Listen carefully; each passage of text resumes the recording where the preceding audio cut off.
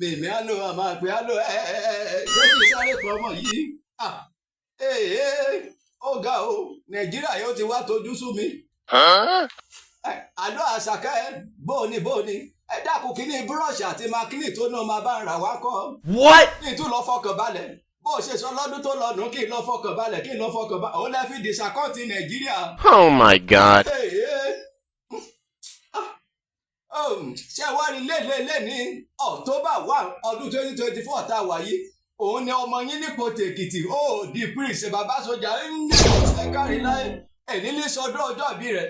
Ṣé wá rí olórí Àṣàkẹ́ Adé Ajétónkẹ́ òun ló ní kán máa bá òun kí Elijah Adébọ́lá àyànfẹ́ Adéníran ọmọ ọba ọ̀kan. Are you ready? Oh God please wàá máa lọ rẹ wàá máa bọ̀ rẹ òun ló ní kán kí ní happy birthday to you please long life and prosperity.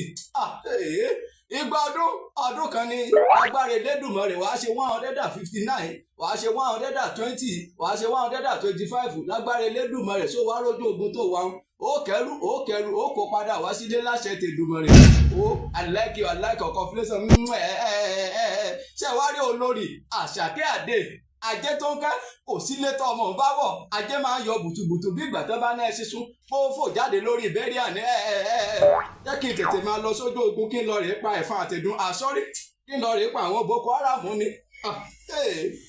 Ojú ogun yìí sì ìyálà ìyàwó ojú ogun yìí sì láti lọ ní kíni ẹ̀dín pín ìṣẹ́ dúró síbi kíní bus stop dèmí mo fẹ́ lọ rèé bọ́ kíní àwọn agbádá ọ̀run mi.